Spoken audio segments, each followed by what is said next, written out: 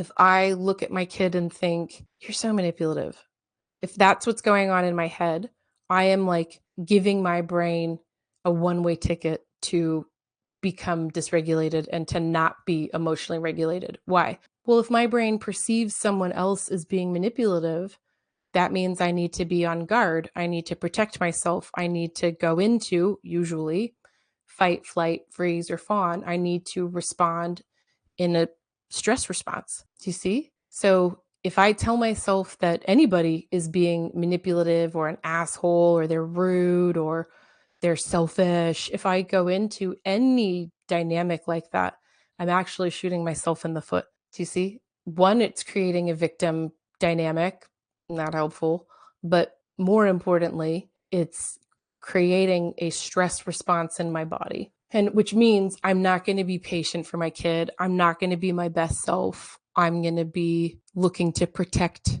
myself or protect the other kid that I think is the victim in the perpetrator dynamic, that this one's being manipulative, or do you know what I mean? So what I'm thinking in this situation, whenever parents say like, and then the older one is, modeling bad behavior, excuse me, modeling bad behavior, and the little one is just copying them. That's so laced, like you can feel it. It's so laced with venom. It's so laced with irritation, animosity, um, annoyance, whatever. Because what the parent is unconsciously doing is assuming that the kid is choosing to be this way and like they're choosing to be a little shit. And that is dangerous ways of thinking. I'm not saying I never think that. I'm a human. Of course, I think that about my kids, that they're choosing to be bad sometimes. But I try really hard to catch myself when I think that way selfishly, honestly, because it makes me suffer more when I think that way about my kids or anybody else.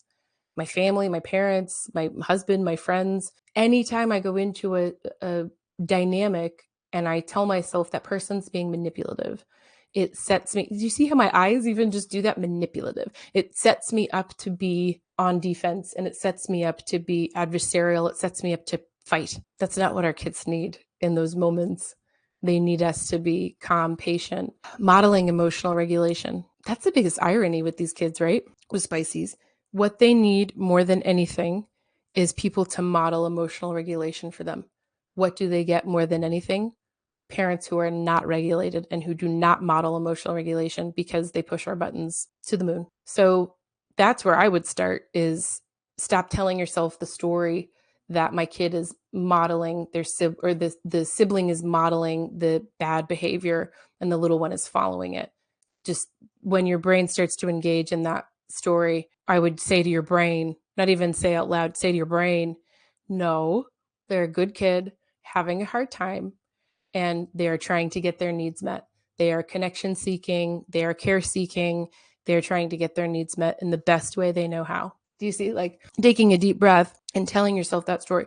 Because if I tell myself that story, it calms me down, it gets me out of a stress, fighty state, and I'm not so ready to brawl. Do you see?